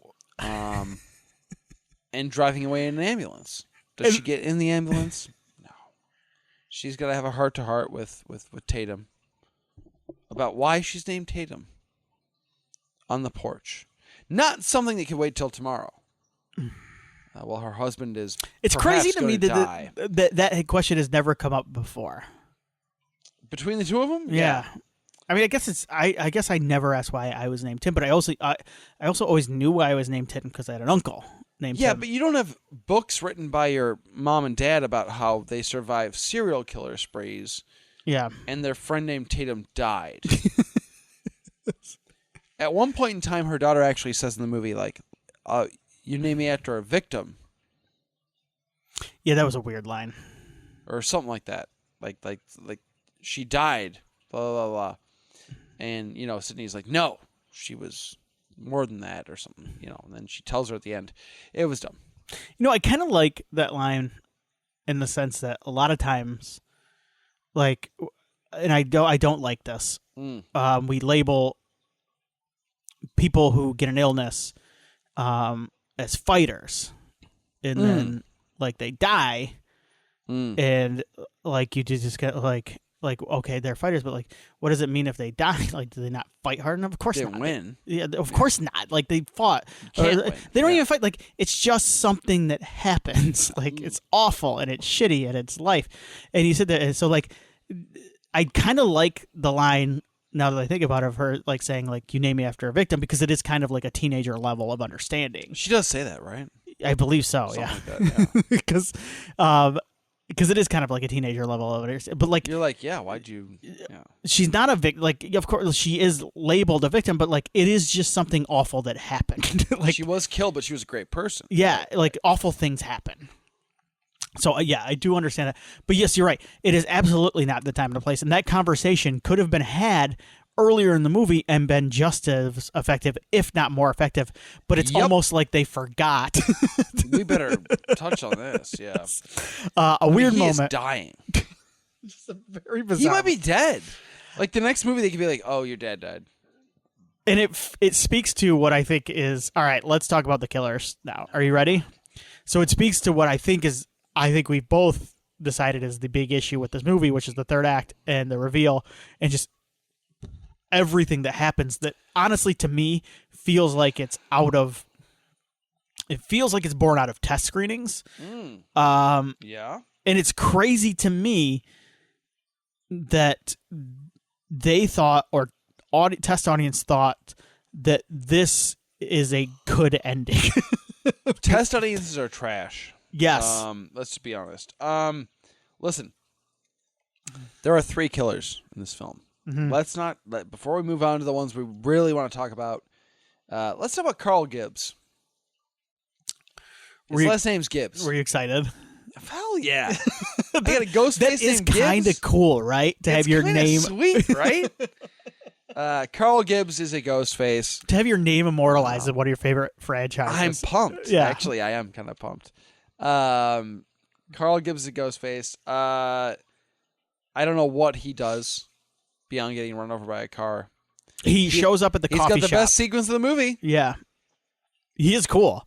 Yeah, he throws down with Joel McHale and Sydney and Sydney's daughter at the same time. He shows up in a coffee shop and looks scary. And looks at Sydney kind of weird. It's weird. Like, what the fuck's that guy steal? Turns out he's a ghost face. That was a funny scene. It was actually kind of fun. Yeah. I'm like, oh shit. Oh no, I like that stuff. Turns out the guy is the guy who was kind of like a red herring is not a red herring. Yeah. I'm cool with that. Yeah. Mm-hmm. He was also in the asylum with John Doe. Who's not real, because Ethan Embry's character, Marco, probably named after Marco Beltrami, who, by the way, crushes it. Oh, I thought Marco The score is way better than 5 and 6. Yeah. Who does the 5 and 6 score? I don't know, but this is better. Yeah.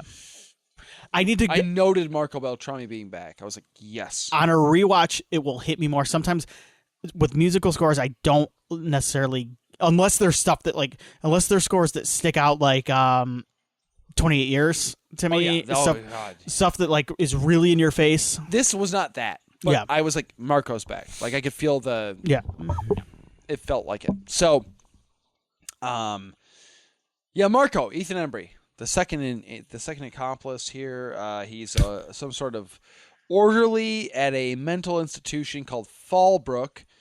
Before Fallbrook, he was a Google AI employee, which he makes sure to mention. And that's basically all we get. The Google AI thing is so fucking insane. dumb. It's terrible. He just spits it out. He has no chance to do anything else. Yeah. I like Ethan Embry a lot. Me too. I'm a huge fan. Me too. I love Can't Hardly Wait. It's one of my favorite movies of all time. Mm-hmm. Empire Records, let's go. In terms of horror, Devil's Candy is like a standout. Oh, he's great in that. He's so good. He's good in this. He is. The 2 scenes he's in, yes. He's got good chemistry with Jessica.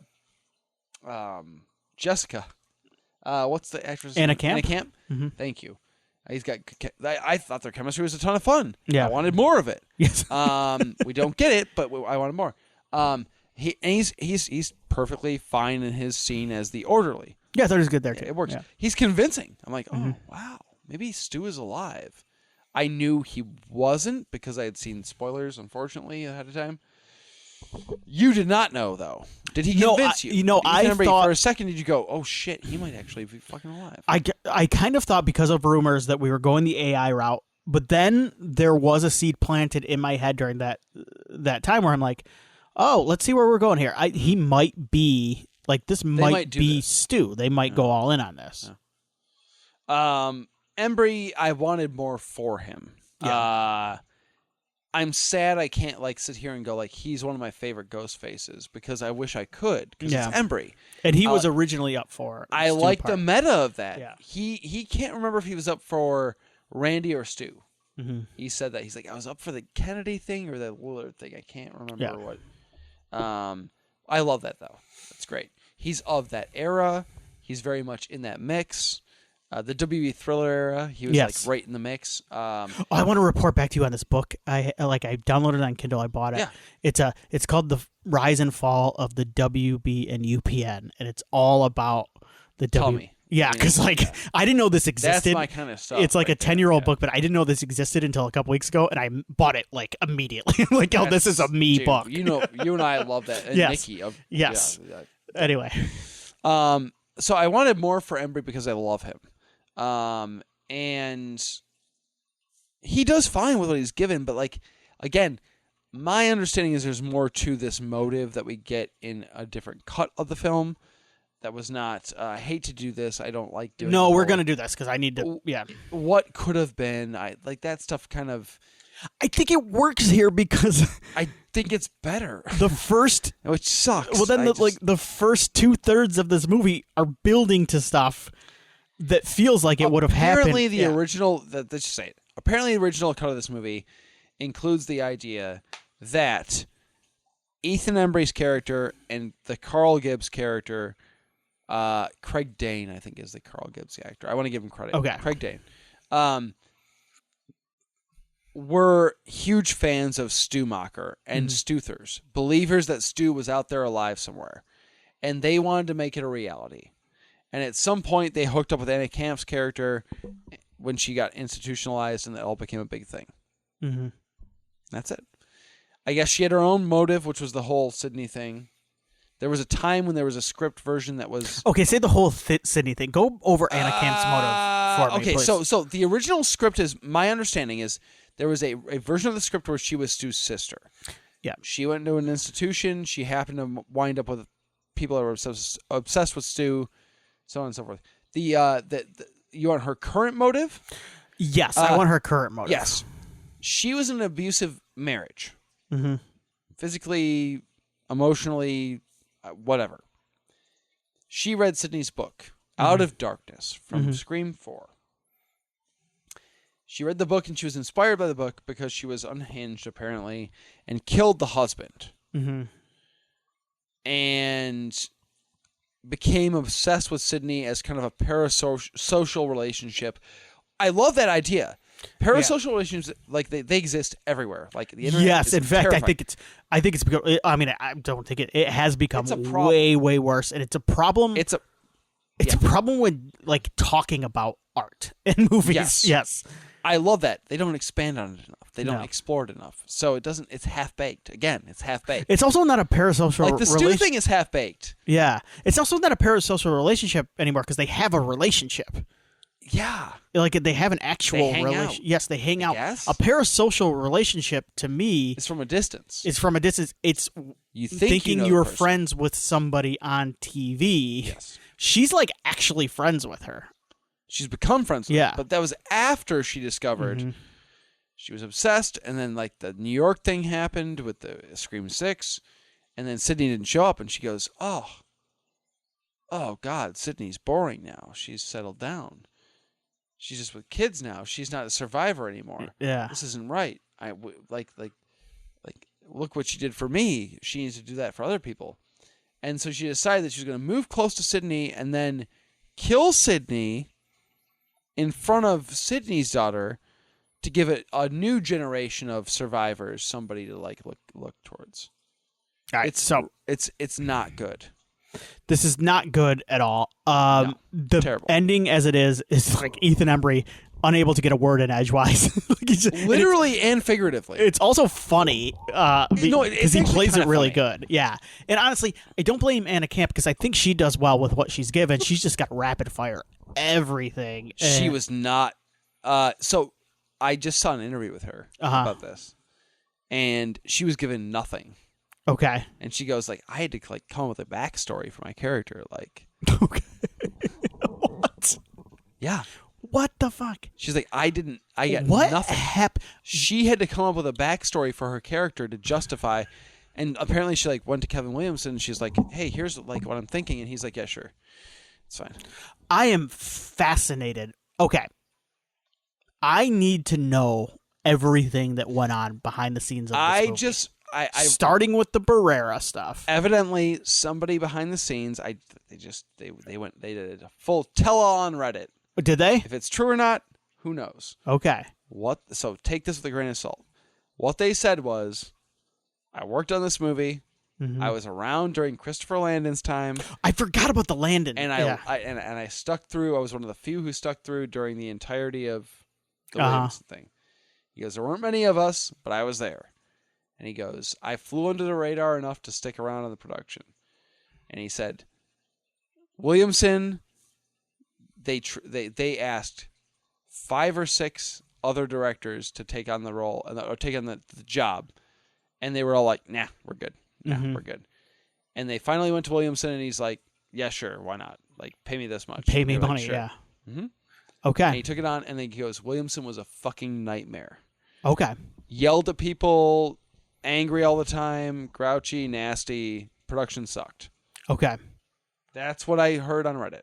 Okay. I'm not going to disparage Williamson. I don't know. He seems like a good dude, but I'm just like... But Williamson's already like, I'm not doing another one. Because that's the other thing I read too. It's like it feels like a gun for hire in some ways, but it's so weird. It's a selling point to come see the movie after all the weird Barrera stuff. All the Barrera stuff. Because I forgot about Landon in between. Because I was in between the Barrera, right? He did the Barrera thing. He was on board for Scream 6 or Scream 7 when it was Barrera. But then I think he stuck around. He stuck around until Williamson came on board. Ortega and Barrera jumped out. Uh-huh. And then he bounced. And then the next day it was like Williamson's on board. So this is not a good situation. So we're thinking what I'm thinking is, and then one of the 2 writers working on it stuck around. Mm-hmm. The other one dropped out. But then on top of it is the script that you mentioned, because I remember us talking about Anna Camp being Stu's sister. And the thing is, it's stupid in a lot of ways. Yes. But like, it also makes some sense to me in the sense that there is a personal connection to Sydney with that, and there is a connection. The accomplices, like, okay, yeah, that makes sense. Like, yeah, they like Stu. Yes, they believe he's still alive because we've peppered that in. Yeah, because in 5 there's a weird YouTube thumbnail. It's like, is Stu still alive? Mm-hmm. It's a blank. And haven't we did we set up 6? Yeah. They literally, there's a scene between Hayden Panettiere and Mindy. Yeah. Kirby and Mindy, where if you believe he's dead. Like they say that. And Kirby says it. She's an FBI agent if you believe he's actually dead. Like they planted the seeds for Stu. They shot an ending with Stu alive. For this movie. We should Yeah. So the thing is, and we'll talk about Anna Camp's funny and she's great. We haven't talked about She's funny and she's great and she's over the top. Yeah. And they blow her face off 18,000 shots. I don't mind her in this movie. She's a nothing burger. There's nothing to talk about. Yeah. She's zany and crazy. She's a classic ghost face reveal. Oh, I'm crazy now. Ah. Her motive sucks. The fight scene with her and Sydney kind of sucks. There's just so much more to say about the idolization. There's more to be say about our current times with the idolization of Stu Macher. It's like the sexy Manson, the Charles Manson show, the Ryan Murphy show. You could have done so much with that. The parasocial thing could have been explored. Yes.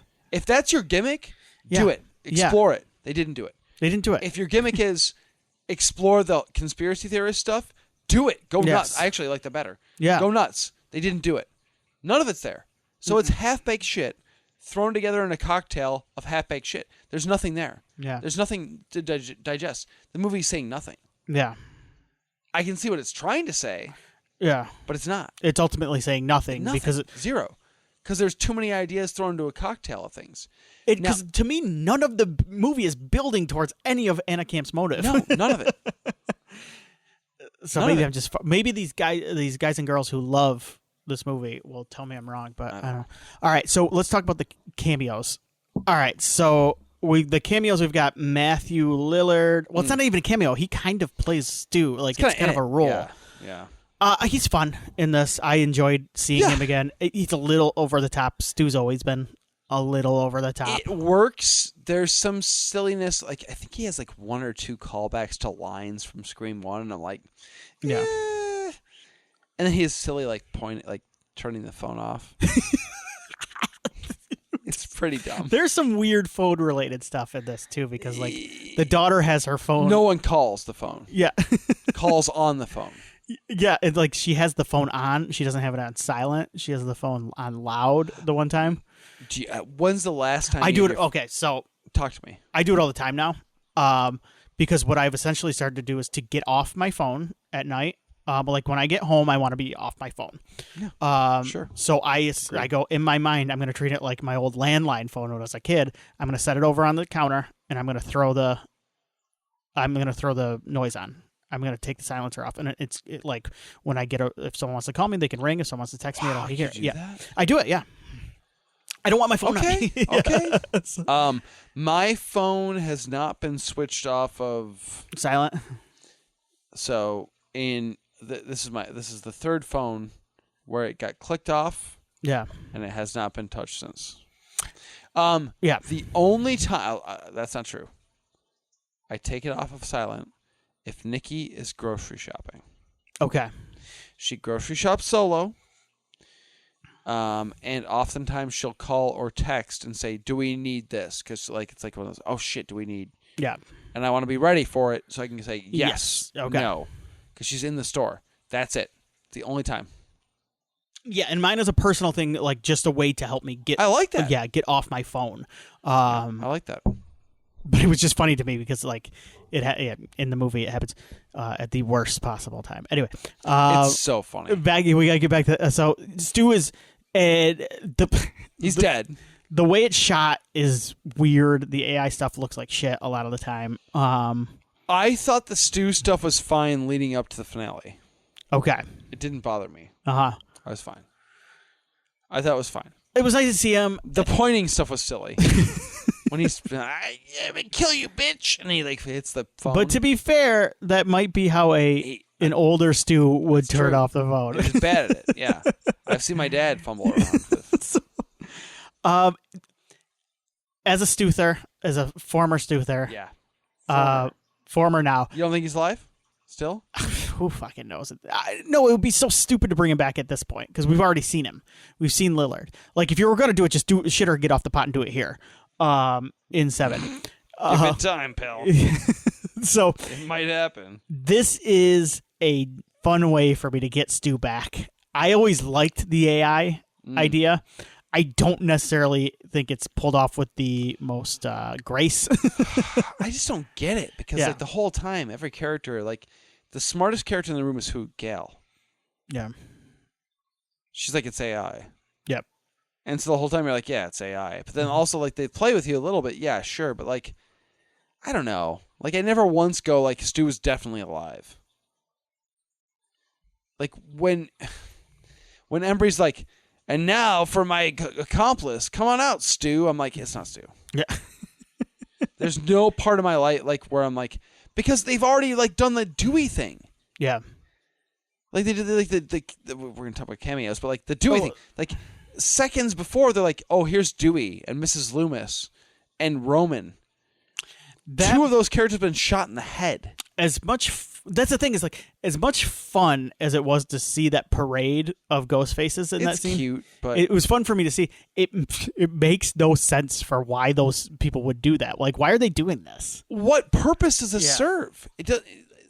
Again, because they're not even. It's not even going to mess with Sydney at this point. No, it's just going to annoy her.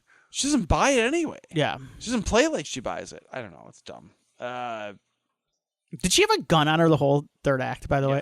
2. Why didn't she just pull it out immediately and shoot these fuckers? I don't know. She kind of does with Embry a little bit. Yeah. Well, she gives him the speech. Yeah, we got to know what's going on. So, did you have a favorite cameo? Or is there anybody you thought was missing that you wanted to see again? That you wanted to see again? Emma Roberts. That's the one I kind of wanted to see again. Yeah. I didn't need to see Baby. It's been Baby Quaid and Mikey Madison. I know those people had no impact on Sydney. They had no impact on Sydney, and like, I guess one killed Dewey. They were just around two movies ago. I don't need to see him again.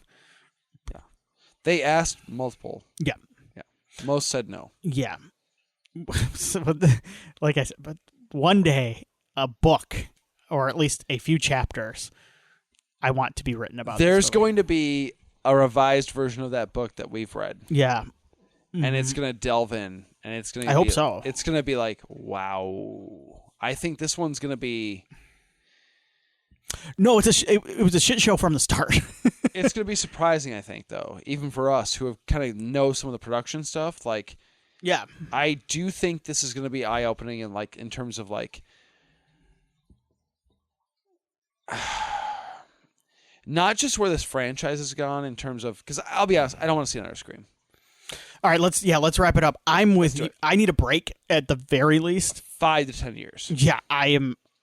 After I got done with this one, I remember being, like it was said, higher than you coming out of it. I think we've both kind of settled somewhere in the lower I think middle. we're pretty close. Yeah, to it right now, yeah. Which is funny. Like, kind of like. I'm. The thing is, this movie made its like worldwide. I think made its budget back. Like it made money the first week it was out.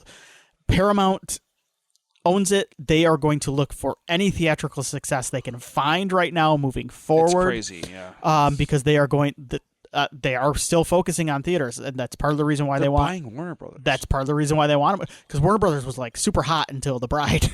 But anyway, that's part of the reason why they bought them that too. movie was never going to make money. No, it looked insane to begin with. Like, so like, sorry, they are going to lean. They're going to make another Scream movie. Like it's going to be, but I'm with you. Like, sure. I'll watch it. I'm glad we have something to talk about. Although I don't. Are we going to talk about Scream? Yeah, we probably will talk about Scream 7 a lot because of how insane everything sounds surrounding it. But yeah, I mean, like. Scream 8 is probably going to be another Sydney and daughter thing. I think so too, yeah. Probably. Now, on the plus side to that, I'll be Mr. Glass Half Full here.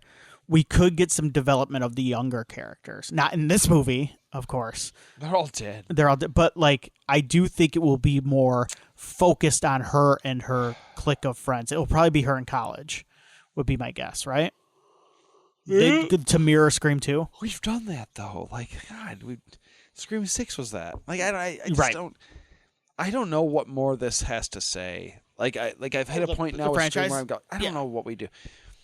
Like, at this point, I think the best option for me as a viewer, and I love Sydney and I love Scream as a franchise, is I would make another Scream movie and bring back Ghostface, the mask and the look, and bring back Roger Jackson as the voice, and have it nothing to do with.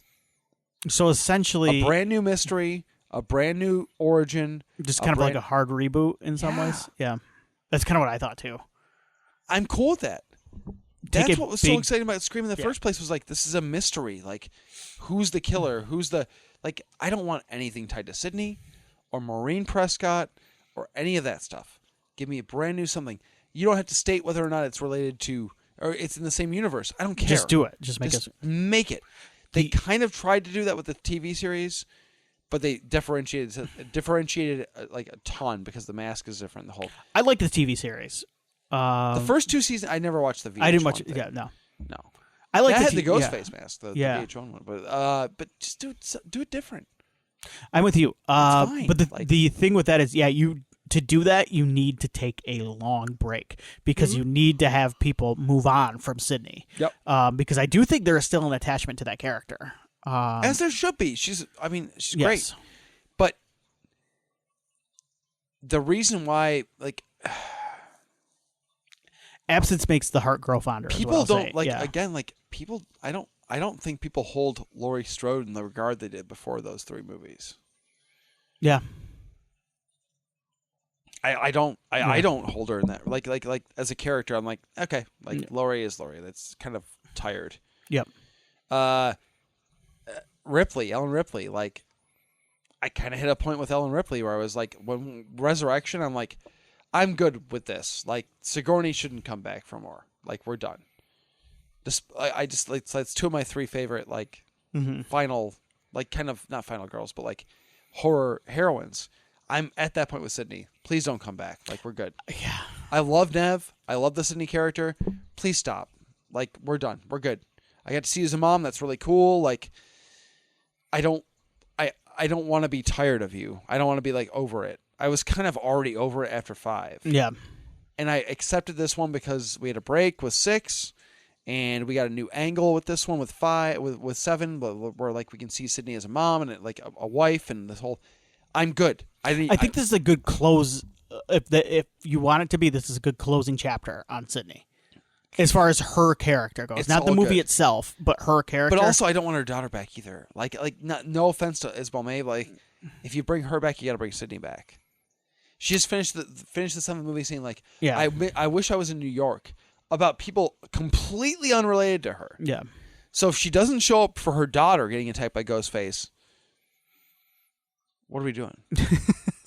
So again, I think it's time to we'll see where things go. Either do a full-on reboot of brand new mystery, brand new Ghostface killer, keep the mask, keep the voice, start over from scratch, or do the twins. Yeah. In a lead thing. Yeah. That's cool. I'm good with that. All right. Where do you rank this amongst... Let's do... All right. So, the 7 movies that we talked about last week. I'm just going to rattle off a couple. Oh, God. Yeah. Better or worse than New Nightmare? Worse. Yeah, I think it's worse. I mean, I think the movie is worse, and I think I like it less, too. Yep, yeah, I definitely agree. do. Yep. H2O. H2O is better. H2O is better. Yeah. Yes. Friday the 13th, Part 7. Friday 7. Yeah, I think. Yeah. Oh no, I definitely like the Friday 7 better than this. Then we get into like Saw 7 and those movies. This is better than all the rest. So you probably put this right behind those 4. 3. Yeah, 4. This is 4. I think it would get knocked out in the second round, depending on where it landed. All right, where do you have this ranked in the Scream franchise now? It's the worst. I think it's the worst too. It's the worst. My other choice is 4, but 4 is more interesting towards the end. Yep. And the third act saves 4, whereas the third act absolutely careens this movie. Yeah, I'm with you. This is the worst. It's the worst Scream movie. Yeah. I actually like it less now that we've talked about it more. I didn't know that I actually felt that way going out of the movie even, and I was lower than you were in terms of like how I felt. Mm-hmm. But it's the worst. It's the worst Scream movie. Yeah, after one viewing it is. Maybe there are certain aspects of it that will grow on me. Is it a bad movie? No. The other thing we didn't touch on is it does look very cheap at times. It does. Some parts look really great. We talked about those too, but like some parts I'm like, wow, they had no budget. There are no extras in this movie. It's just one person on camera. It's a lot of not a lot. It's the worst. I think the worst. So too. Yeah, I think this is the last. I think Scream 4 is next for me. I would go this and then 4. I go this 4, 6, 3, 5, 2, 1. Right. I think. So I'll go the other. I go 1, 2. I go 1, 2, 3, 5, 6, 4. This. All right. I'm 1, 2, 5, 6, 3, 4. This. Okay. Here we go. That was an hour and 50 minutes. Holy on Scream crap. 7. Are you serious? I knew we were going to go long. It's like 11. Dude, yeah. That's nuts. Okay. What do you want to do next time? Do we want to just decide later? Do we have any? Do you have any like 11:23? Yeah, I know. I got to go to bed. Good God. I have to work tomorrow. Do you want to here? Throw me a an auction tomorrow. What's that? An estate sale tomorrow. Oh, really? Yeah, I'm excited. Throw me a random year. You want to do something in the 90s or the 2000s? Let's do an old school episode next time. Okay. Throw me a year. 2007. 2007 horror movies. I don't know why. All right, I'm gonna. Oh my! Should we do Dead Silence? Dead Silence. 28 years later, Zombies Halloween, 30 Days a Night. I think we've done that. 1408, Return on House of Haunted Hill, Predator Requiem, Predator No, Alien. I can't see it. We've done The Mist. My Name is Bruce, the Bruce Campbell movie, Primeval, Wreck P2. I don't want to do P2 until it's Christmas. Vacancy, Paranormal Activity. Any of those really tickling your fancy? I don't know. You? None sound good. No. Do you want to do a Resident Evil movie? Oh God. Yes. Like a sequel? Just sure. so Sure. then we can talk about the game. Because Why maybe not? by next time we Let's record. do it. Let's do it. All right. Which one though? Oh my God. That's the thing is like, all right. So we did an episode on the newest one. Welcome to Raccoon City. Yes. Yeah. So when we've done an episode on the We've first done the one. OG. Yes. So we have Apocalypse, Extinction, Afterlife, Retribution, or something. Let's do Apocalypse. That's the third one. That's the second one. Oh God, that movie's so bad. Yes, let's do it.